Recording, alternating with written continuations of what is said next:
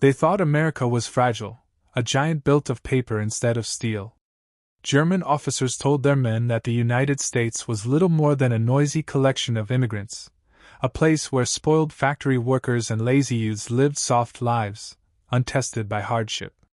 Nazi propaganda repeated this endlessly. Americans lack discipline, lack toughness, lack the iron spirit that defined the Wehrmacht. On the battlefields of North Africa, Italy, and later in France, German soldiers laughed at the very idea that such a nation could stand toe-to-toe with them. They muttered in contempt that American soldiers were amateurs, men who leaned on machines and numbers because they had no real fighting skill. Even when captured, even when marching into Allied custody with their weapons surrendered, many clung to this belief. Mockery became their shield against humiliation. On the transport ships bound for the Atlantic crossing, arrogance echoed below deck. Officers and enlisted men traded jokes about what awaited them in America. They pictured crude wooden cages standing in the desert, half-starved prisoners fed on scraps, cruel guards barking orders. Some whispered darker rumors, that they would be worked to death in mines or even executed quietly, far from the public eye. To them, this was easier to believe than admitting that their enemy might be stronger, more disciplined, and more humane than they had been told. Every sneer, every mocking word was as much for themselves as it was for their captors. Among the prisoners, hardcore Nazis still held power, ready to punish anyone who expressed doubt or admiration for America. To survive, men kept up the bravado. They sneered at their guards, called them soft, and laughed that America could only fight with overwhelming numbers. But behind the jokes, a seed of unease was already growing. For these men had seen glimpses of something troubling. They had marched past endless columns of American tanks and trucks, supply lines stretching farther than the eye could follow. They had heard the sky roar with the ceaseless bombing runs of the U.S. Air Force, waves of aircraft that struck with precision and power. They had seen, if only for a moment, a nation that did not look weak at all. Still, the mocking laughter continued as their ships sailed westward. In their minds, America was a land of jazz music, corruption, and racial conflict, a country too divided to ever fight with unity. They convinced themselves that once they arrived, they would find only chaos, cruelty, and incompetence. What they did not know was that every mile across the ocean carried them closer to a revelation, one that would shatter everything they thought they knew about their enemy. When the prisoners finally stepped onto American soil, their arrogance began to collide with reality. Instead of the barbed wire cages they had imagined, they found sprawling compounds built with order and efficiency. Tall fences and guard towers stood, yes, but the camps were not places of starvation or brutality. The first shock came with the food. At mealtime, trays were filled with steaming potatoes, fresh bread, meat, even coffee. Some Germans stared in disbelief, unable to hide their hunger. Many had eaten worse in their own army camps during the war. Quiet whispers spread through the mess halls. If this is how they feed their prisoners, how well must they feed their soldiers? Discipline among the Americans also left its mark. The guards were firm but not cruel. They did not strike prisoners without cause, nor did they shout endlessly like German officers. Orders were given with calm authority, and the soldiers obeyed them without hesitation. For men raised in a system where fear ruled every command, this was unsettling. Respect seemed to flow in both directions. And beyond the fences, the prisoners glimpsed something even more astonishing: the vastness of American abundance. Endless fields of crops, fleets of trucks on smooth highways, trains that thundered across the land without pause. The prisoners had lived through shortages, bombings, and ration lines back home. Here, in the country they had been told was weak, resources seemed limitless. Some laughed nervously to cover their unease. Others hardened their faces, refusing to admit surprise. The most devoted Nazis insisted it was all a trick. America was only showing them this to break their will. But in the quiet hours of the night, lying on clean bunks with full stomachs, many wrestled with a question that grew heavier each day: had they been lied to all along? The arrogance had not disappeared, but cracks had begun to form. The mighty Reich had promised victory, had promised dominance over all nations. Yet here they were, prisoners in a land that seemed stronger, richer, and more united than anything they had ever known. And this was only the beginning of their awakening. As the trains carried them deeper into the heart of America, the prisoners pressed their faces to the barred windows. What they saw left them unsettled. The German soldiers had expected a land divided by chaos, crime, and poverty. But mile after mile revealed something else entirely: endless rows of farmland tilled with precision, highways busy with automobiles, factories humming with constant activity. Even the small towns seemed orderly, with neat houses, shops, and schools. For many, it was the first time they realized how vast and organized America truly was. The propaganda they had consumed in Germany, images of corruption, decadence, and disunity, now seemed hollow. How could such a weak, broken nation build trains that stretched farther than their eyes could see, or cities that glowed with light even in wartime? Inside the train cars, the mood shifted.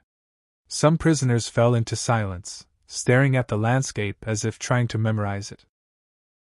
Others stubbornly muttered that it was all a show, that the Americans had staged this display to impress them. Yet the scale was too great to ignore. This was no performance. This was reality. When they finally arrived at the prison camps, their nerves returned. They braced themselves for humiliation, barbed wire pens, beatings, starvation. But once again, America confounded their expectations. The camps were clean, with wooden barracks, bunks, stoves, even windows that let in light.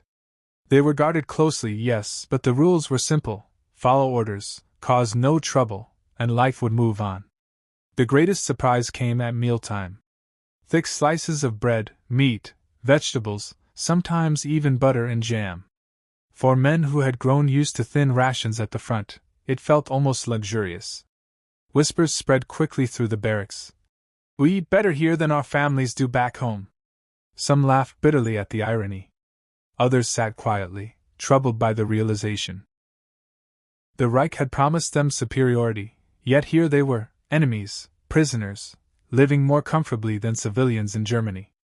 Slowly, the sneers and mocking tone that had once united them began to fade. In its place came a cautious curiosity. If this was America in wartime, what must peace look like? What had begun as arrogance was transforming into doubt. And doubt, once planted, is difficult to uproot. Life inside the camps was nothing like the Germans had imagined. Instead of cruelty and constant punishment, they found discipline mixed with an unexpected sense of normalcy. Guards kept a close eye on them, but there was no needless brutality. Orders were firm yet fair. The freedom inside the fences surprised them most of all. During the day, prisoners were allowed to move around, to work in kitchens, gardens, and workshops. On open fields, soccer matches broke out, with teams formed from different units. Some Americans even joined in, teaching the Germans the strange rules of baseball. The camps became small, self-contained worlds where men who had once fought on distant battlefields now found themselves carving out routines. And then came something none of them had expected: culture.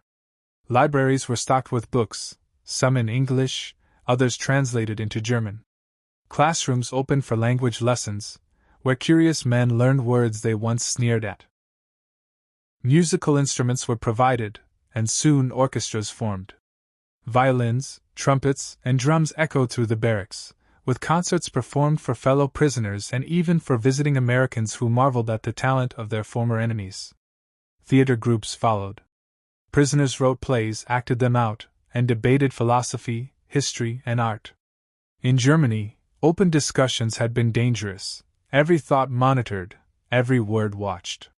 Here, within the fences of captivity, they discovered something startling: freedom of thought. For the first time, many questioned what they had been told. Could a nation truly be weak if it allowed its enemies to learn, to create, to argue about ideas without fear? Not everyone accepted this new reality. Hardline Nazis among them grew restless. They believed it was their duty to preserve German pride, to keep the flame of the Reich alive even in captivity.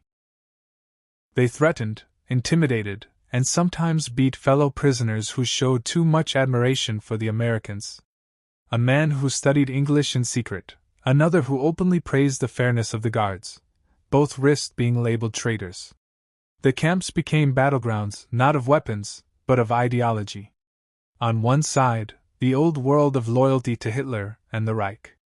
On the other, a growing curiosity, even admiration, for a system that seemed to thrive without fear. The Americans noticed these tensions, but rarely intervened at first. They allowed the prisoners to police themselves, quietly observing who clung to the past and who was beginning to imagine a different future. Slowly it became clear, captivity was reshaping minds. Not through force, but through exposure, to order, to culture, and to a society far stronger and freer than the propaganda had ever admitted. As the months passed, the transformation grew harder to ignore. At first, the German prisoners had mocked their guards, calling them soft and unfit for war. But the longer they lived under American watch, the more they noticed something unsettling: strength did not always roar. The American guards rarely shouted, rarely used violence. Yet discipline was maintained with ease. Orders were followed, rules were respected, and daily life moved smoothly. The prisoners began to realize that this kind of authority was not built on fear, but on confidence. And that confidence was far more powerful than they had been taught to believe. Small experiences left lasting impressions. A guard sharing a cigarette with a prisoner. A farmer thanking German laborers for their work instead of spitting at them. The fact that even enemies were fed full meals, while families in Germany wrote desperate letters about shortages and starvation. These moments chipped away at the image of America as a corrupt, decaying society. The propaganda that had painted Americans as weak and divided no longer fit with the reality they were living each day. Inside the barracks, quiet conversations began. Some prisoners admitted, in whispers, that they admired the abundance around them. Others wondered what Germany might have looked like if it had been built on opportunity instead of fear. A few even confessed dreams of one day returning, not to the Reich, but to America itself. Of course, not everyone agreed. The hardliners still clung to the old pride, branding such thoughts as betrayal. But doubt had already taken root. And once a man begins to doubt the world he was promised, that world can never fully hold him again. By the end of their first year in captivity, many prisoners had stopped laughing at America. The sneers, the mockery, the arrogance, all had faded. In their place stood something far more dangerous for Nazi ideology. Respect. Respect for a system that worked without terror. Respect for a society that thrived even in wartime. And quietly, respect for a nation that had turned enemies into men who were beginning to question everything they once believed. When the guns of Europe finally fell silent, and the war drew to its bloody close, the German prisoners of war faced a reckoning. For years they had been told that America was a hollow giant, weak, corrupt, and destined to collapse under its own weight. Yet their time in captivity had shown them something entirely different. They had seen order where they expected chaos. They had tasted abundance when they had prepared for starvation. They had experienced fairness in a place where they had braced for cruelty. The lies of Nazi propaganda had shattered, piece by piece, until many could no longer deny the truth. The enemy they had mocked was not weak. It was strong in ways they had never imagined. When repatriation began, and men were sent back across the Atlantic, conversations whispered in the barracks spilled into reality. Some prisoners returned to Germany carrying stories that sounded almost unbelievable to their families. Clean wooden barracks with stoves and windows, meals with meat and vegetables, libraries and orchestras, classrooms where they could debate without fear. For a nation devastated by bombing, hunger, and ruin, these tales felt like glimpses of another world. Many of those returning confessed quietly that their view of America had been transformed forever. They spoke not with scorn, but with respect, even admiration. For some, that admiration carried with it a deep longing. Because not all prisoners chose to go back. A surprising number stayed behind, applying to remain in the United States after the war. They had seen prosperity with their own eyes, lived under a system that valued order without cruelty, and felt a kind of dignity that had been absent under the shadow of the Reich. What had begun as mockery had turned into something powerful: desire. Desire for a new life, built not on ideology or fear, but on opportunity.